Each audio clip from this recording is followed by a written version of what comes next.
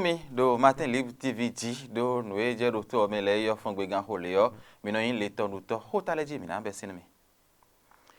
mina to do me jele no vi mi ton malen le yo yete yo ye bi yo no bla bla me be sin e ho me nu po no bla bla ne yo do malen sin apa ho yo ne kon blogben wo ron si fu mo ala sin fe nu adi yo mi kan ho bi yo imamo e ka je ton do po bo mina do le ton Moropo jenwe senasi agon jiton somi to ganton e jawe yo mede do wesunji mo je ne kana magbe bo e kana yin do kanji yo o gbeta gegeti bo lo son ni zuwe wa sena bo do pinpon do mejile e ka don leto e ganji aji mo je de isi gbeta ri so ye de yo ye wa bo wa ba do nu keke do fene on mi na do ni so sin pe mi ho de vona le a ho de to nu wa mi ton mi blo mi de do bono mi na vlon ici kanomi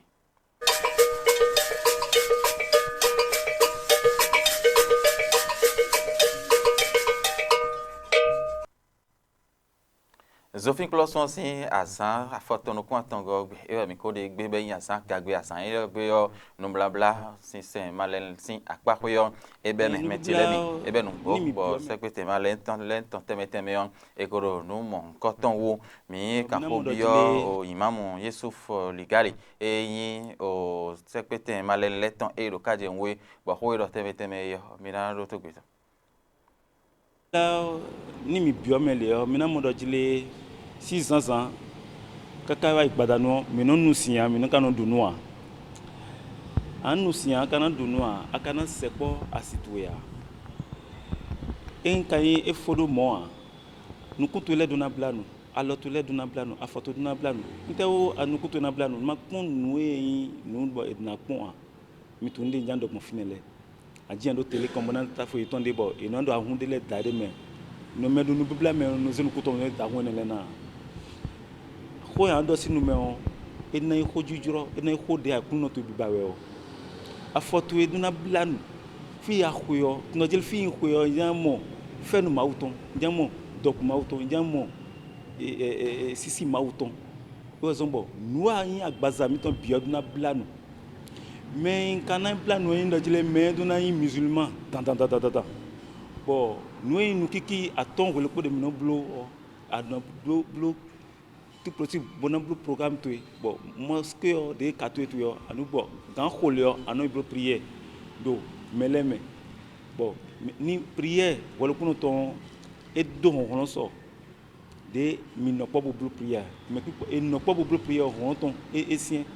donc nous bla mais ouais ni bio ko no ma no bla o vleb do kame bono sun ndey zosim ronleo ndey enfer no sun hoton le bi bono kun paradis do nouveau ni me na bio paradis le ntawe ma o double mo do sun wolopo ne de wa ile o mi vo boblo no ju mi le bo awo vi o e tu si kame bon eno inciter me bon an wa no glegle bon e ya an regretter e ya le mais dans le même Dieu il bla bido kame bon ele ni ale wanu bulbule din kabi alzia fo bulbule de kabi do ko bulbule kabi a nubla to a wulawe a bo hon bula ko wule bo nusiwe kabi adunu a nubla to bule a bule journée le poge ne en dans son roton son wewe en suname bon adona raté a ni a raté ka bo wa 59e bo raté son certainement les bere zéro ni son journée le poge donc essien dit mais de manger nous blaser d'ahunao ben on na c'est do même ton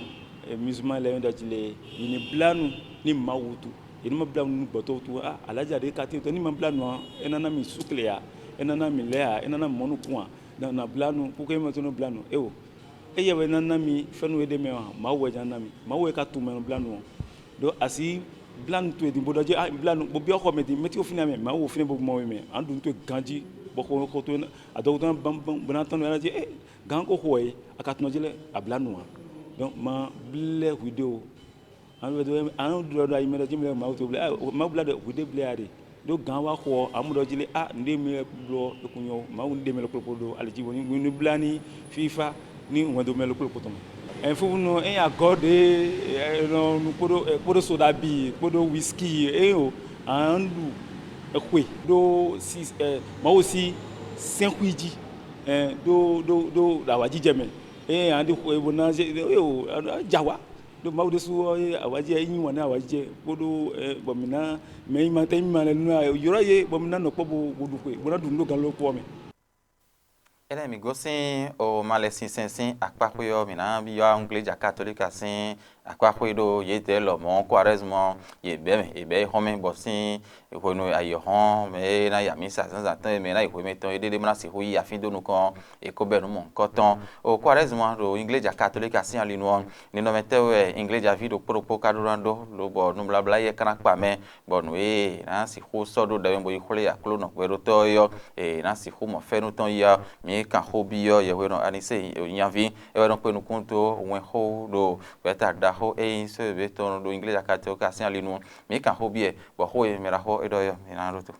iglesia vile bisese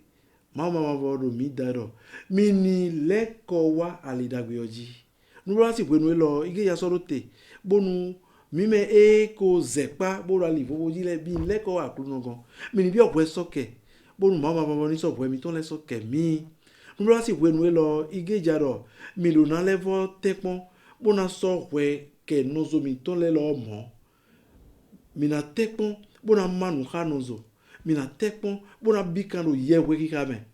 huni no mo ko ton le bisese ewe iglesia lo sizo mi wero wenu elo bo mi kado ni no mo ko ton bo bio we so kero akuno don bo so we ke nozo bo ka yewe bo manu khanozo bo blo enele bisese bo wuzu jijo ngbonu bo mi blo enele bisese yo mi ko lo fenu da ko mo yido akuno gon e ka yido e blo mo po mo quaresma fo e anele ko igbe koko mewe e obi ogbe yo me ka kiso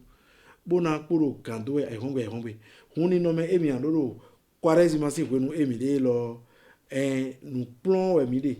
bona no le mi andoro apoda si vivi le gbon nu bla bla nu tebe me le bisese bobo nu ene azan kande ne le wa yo mi na kporo no me dagbe mo ko to nu emi si kublo be na nyo ma nu ku me mi na kporo de bona dre kande no lo ehongwe wa klo si alogopo aklo no Jesus Christ do nu David ton le do mi khai we bisese nu mi na no ye we kame we bisese nu lo agbaza nu gbojo ewe eyin amome elo ye we kame boro gbigbo akuno to me o e o me ne o e no dudo ye yansi me blebele bisese poji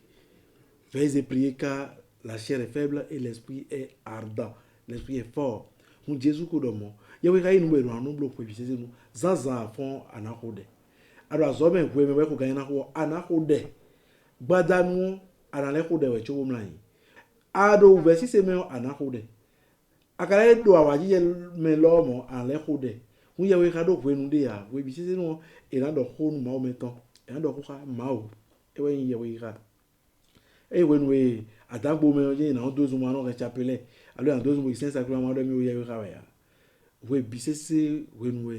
no ko le ki sound dagbe yo ye we ka we bi se sinu we ene senasi agbasa ewe mina idin mana time mpo ndo menjele kweta de time no yodo NTI National Democratic Institute bo yete yo ye sonsoli kakaboa au Sénat kweta ide ton no gbomo igbe oji bo no pon do so mi eto de kade do yin do kanji we aji hon Christophe Fomunyo podo gbe ton le po ye wa Sénat e ka wa so ye hon wa ine yo ye wa pon so mi to gan ton o asan yo de jin pipo e di me Sénat ne to mi ka de saka laafia e jono itondo finen me no ko no gbeta yo ti me do menjire no boy wa se na yo e amano le no boy so mi gegeti boy ko blo boko to be je ngbo je gangbe e ka ipon e ndo to mon mo do jon podo mi blo to pele gen to mi to fi ko blo ko ipon to no kun lo po din wa yo benen to mi ton le pon de ro po yin do me gbeji bo le mi no to so mi gbon do finen yo ino je joro de suti te ngbe bo no ipon de o ya wa le kun de o bo no bi no yin to fe me de ti e ka mrole e ka blo so mi wa idin bo to bi to si le ton bo so e ma do gba din kun ni o mi an so mi do ku do wa idin we de ti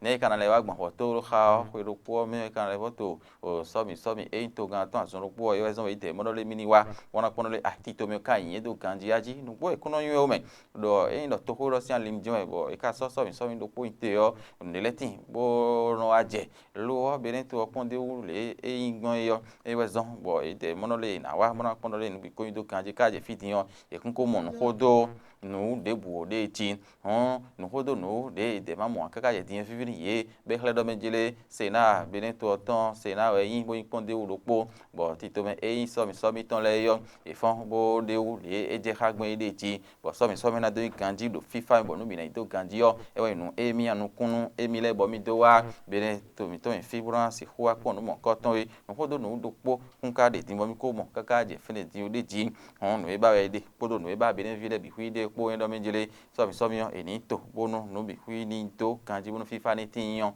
e we nu e mi anu kunu yete e mina gosi alienion bona do khode volume CES sin agba saton ewe mina yiti bona timi pondo menjele o gonu da ho e no penu kundo ne kana agben bo ndun me bona tin do to mi ai bo yoro do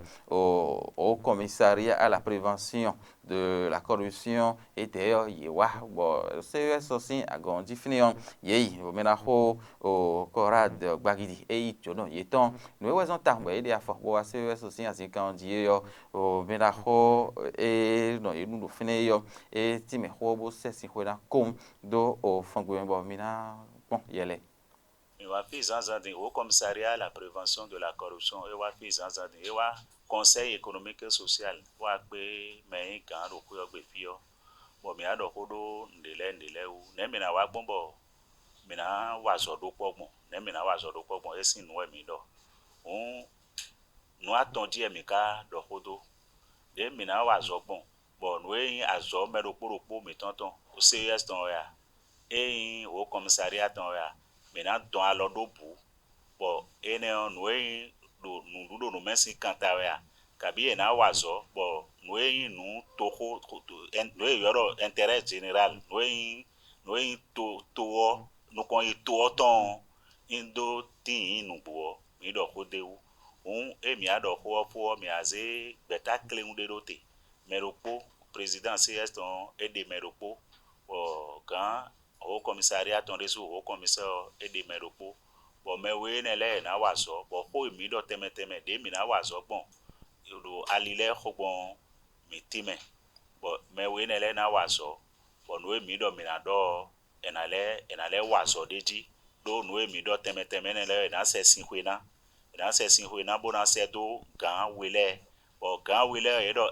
bo igbe na ene odi mi na di zoni do ro ko lo me yoro plan d'action et na zéro te be no mi depo au conseil économique et social pour mi na jakodo po bona di azowaji do alo me bonu nu do nu me on do côté mi de ton ena inu bo mi han mi na de sin femenu to vi mi ton le